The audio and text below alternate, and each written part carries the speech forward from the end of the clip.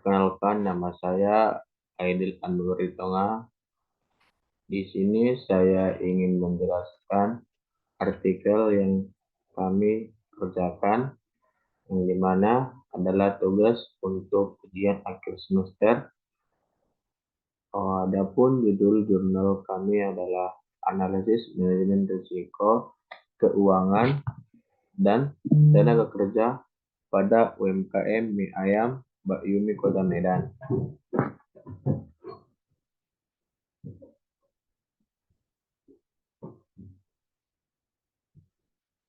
Tadi di sini tujuan penelitian yang kami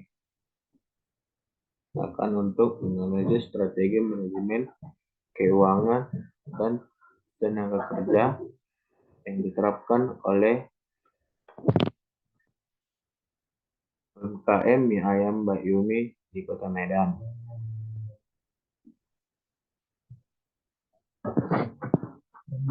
Selanjutnya, metode penelitian yang dimana kami meneliti ini menggunakan metode kualitatif, deskriptif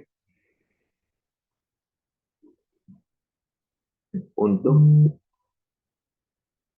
menggunakan menganalisis manajemen risiko keuangan dan tenaga kerja pada UMKM Mie Ayam Mbak Yumi di Kota Medan. Pendekatan ini dipilih karena memungkinkan peneliti untuk menggali secara mendalam dan komprehensif tentang strategi praktik manajemen risiko yang diterapkan oleh usaha tersebut. Data yang kami kumpul dianalisis dengan menggunakan teknik analisis tematik.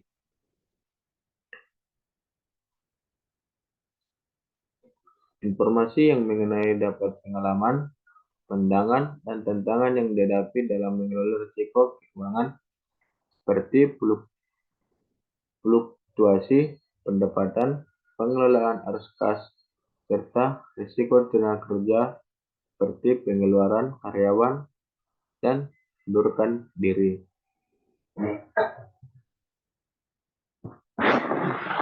Adapun hasil penelitian yaitu penelitian ini diharapkan dapat memberikan gambaran yang jelas tentang strategi manajemen risiko dengan tenaga kerja yang diterapkan oleh UMKM Mie Ayam Mbak Yumi.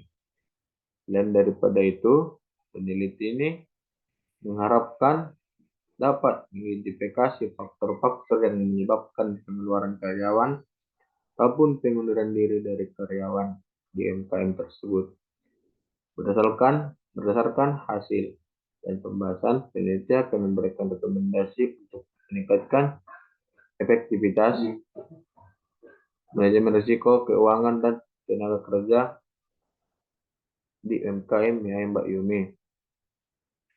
Salah satu strategi utama yang digunakan oleh UMKM Mie Ayam Mbak Yumi adalah pengolahan biaya karyawan dengan efisien. Hal ini mencakup analisis yang cermat tentang kebutuhan tenaga kerja dan pengeluaran yang terkait dengan hal itu. Dalam praktiknya, UMKM ini secara teratur meninjau struktur organisasinya untuk memastikan bahwa jumlah karyawan yang diperlukan sesuai dengan kebutuhan operasional. Jadi mereka juga mempertimbangkan efisiensi dalam struktur tim ataupun tugas yang diberikan kepada setiap karyawan. Selain daripada itu, mereka juga mempertimbangkan alternatif seperti outsourcing atau otomatisasi untuk mengurangi biaya karyawan jika diperlukan. Misalnya, untuk tugas-tugas administratif yang sifatnya repetitif, mereka mungkin memilih untuk menggunakan perangkat lunak atau layanan luar untuk mengotomatiskan proses yang tersebut. Daripada merekrut karyawan baru, mereka eh, menyadari bahwa investasi dalam pengembangan karyawan dapat membantu meningkatkan loyalitas dan motivasi sehingga mereka mengurangi risiko pengunduran diri itu. Selain dari aspek rekrutmen dan pengembangan karyawan, UMKM mie ayam Mbak Yumi juga memiliki kebijakan manajemen kinerja yang efektif. Karyawan yang dilatih dan termotivasi juga merupakan aset berharga bagi UMKM. Mie ayam Mbak Yumi ini memberikan pelatihan dan pengembangan yang tepat kepada karyawan, sehingga UMKM ini dapat meningkatkan keterampilan ataupun pengetahuan yang mereka punya, sehingga meningkatkan kemampuan untuk menjalankan tugas-tugas dengan efektif. Selanjutnya, kesimpulan. Jadi, kesimpulan ini penting untuk dilakukan karena apa? Dapat memberikan kontribusi yang signifikan dalam memahami strategi manajemen risiko, keuangan, dan tenaga kerja yang berada di UMKM tersebut. Hasil peneliti ini diharapkan dapat membantu UMKM dalam meningkatkan efektivitas pengelolaan keuangan serta tenaga kerja karyawan, sehingga dapat meningkatkan daya saing dan mencapai kesuksesan yang berkelanjutan. Nah, selanjutnya saran. Adapun saran saya terhadap UMKM tersebut yaitu pertama itu menciptakan lingkungan kerja yang positif, aman, dan nyaman bagi karyawan untuk meningkatkan kepuasan dan kontrak karyawan. Yang kedua, menjalankan komunikasi yang terbuka dan transparan dengan karyawan untuk membangun rasa saling percaya dan meningkatkan kerjasama tim. Selanjutnya, manfaat bagi peneliti tersebut bagi saya sebagai seorang mahasiswa prodi kewirausahaan. Ada pun 3 yang saya manfaat dari peneliti tersebut, yang dimana meningkatnya pemahaman tentang manajemen risiko. Yang kedua, meningkatkan kesadaran akan pentingnya manajemen keuangan dan tenaga kerja. Yang ketiga, mendorong semangat untuk kewirausahaan atau untuk membuka suatu lapangan pekerjaan kepada saya. Nah, selanjutnya kontribusi saya dalam penelitian ini melakukan analisis data yang komprehensif, yang mendalam, dan mencakup 85% dari keseluruhan data. Analisis data saya tepat dan manfaat memberikan kontribusi substansial terhadap kesimpulan penelitian. Nah, sekarang artikel penelitian dengan judul Penerapan Prinsip Kontribusi dan Pengangkutan Laut atau studi kasus PT Asuransi Aksa Indonesia dengan PT Asuransi Buana Independen.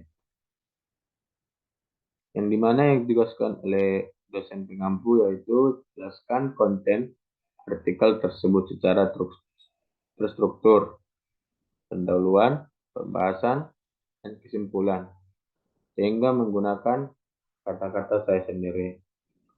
Baik, pertama di sini saya membuat atau menunjukkan pendahuluan. Artikel ini membahas tentang penerapan prinsip kontribusi dan subrogasi dalam asuransi pengangkutan laut, sehingga perlukan yang diperlukan karena risiko kerugian yang timbul selama pengangkutan dan kesadaran asuransi di kalangan pengusaha. Selanjutnya itu bagian pembahasan. Nah, penelitian yang ini dilakukan terhadap oleh PT Asuransi Aksa Indonesia dan PT Asuransi Buana Independen ini menunjukkan bahwa terdapat dua penanggung terhadap satu objek, maka berlakulah prinsip kontribusi. Nah, di mana tadi PT Santos Jaya Abadi mengajukan klaim kepada penanggung PT Aksa, yang kemudian PT Aksa ini mengajukan tuntunan ganti rugi kepada PT Transporter Agung Sejahtera sebagai pengangkutan PT Abih telah melaksanakan prinsip kontribusi kepada PT Aksa secara kooperatif dengan membagi secara profesional sesuai kesepakatan dari pihak. Terkait prinsip subrogasi, PT Aksa tidak dapat diterapkan karena dapat dua polis dari perusahaan asuransi atas objek yang sama. Nah, jadi di sini saya dapat menyimpulkan dari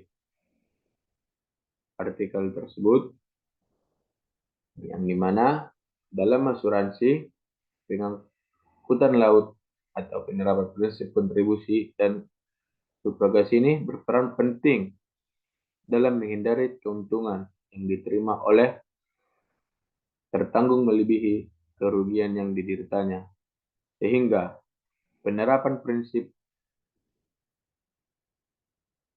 kontribusi dan subrogasi ini dapat membantu menghindari penggantian kerugian ganda yang akan diperoleh tertanggung. Kesimpulan ini menunjukkan bahwa prinsip kontribusi dan subrogasi ini harus diterapkan secara kooperatif dan profesional sehingga dapat mencapai perlindungan yang efektif bagi perusahaan asuransi.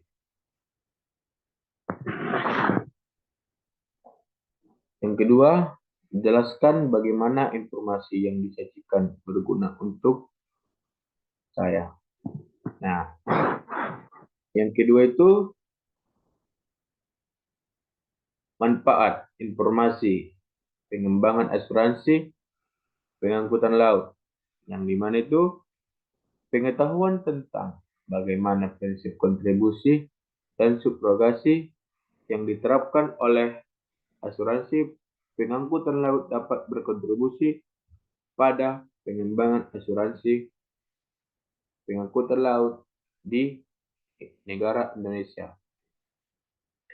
Pemahaman mengenai ini prinsip atau membantu perusahaan asuransi dan para bertanggung jawaban untuk memahami hak dan kewajiban mereka dalam menghadapi risiko kerugian selama orang itu berproses. Nah, penggunaan prinsip kontribusi dan subrogasi, yang dimana itu pengetahuan tentang bagaimana prinsip kontribusi dan subrogasi yang diterapkan oleh dalam asuransi pengangkutan tentang ini, bagaimana menerapkan prinsip-prinsip membantu perusahaan asuransi yang bertertanggung untuk menghindari keuntungan dan tertanggung untuk menghindari kerugian yang dideritanya atau yang dirasanya. Pengembangan strategi asumsi, pengetahuan mengenai cara menerapkan prinsip kontribusi dan subrogasi dalam asuransi ini, pengangkutan laut dapat membantu dalam pengembangan strategi asuransi yang lebih efisien.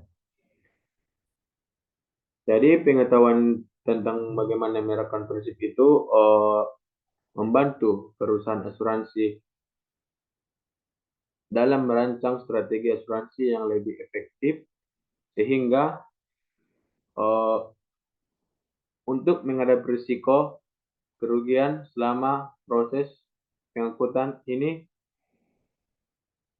meningkat kualitas layanan asuransi, di mana mengenai implementasi prinsip dari kontribusi dan subrogasi dalam asuransi pengangkutan laut sangat bermanfaat dalam meningkatkan kualitas layanan asuransi. Pengetahuan penting tentang bagaimana menerapkan prinsip ini membantu perusahaan asuransi meningkatkan kualitas layanan asuransi. Pengetahuan ini membantu perusahaan layanan dengan memberikan perlindungan yang lebih, pertumbuhan pengetahuan, dan keterampilan. Yang dimana pengetahuan ini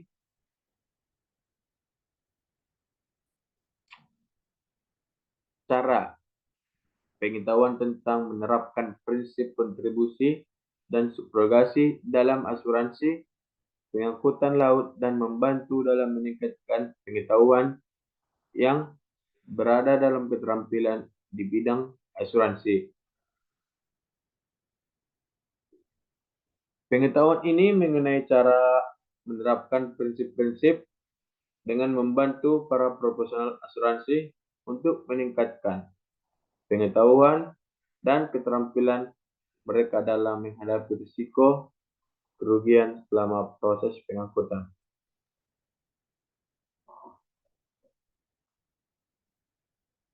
Baik, cukup sekian yang dapat saya sampaikan. Jika ada kata-kata yang kurang enak didengar, saya memohon maaf. Dan kepada Tuhan saya memohon ampun. Cukup sekian dan terima kasih. Wabillahi taufiq hidayah. Assalamualaikum warahmatullahi wabarakatuh.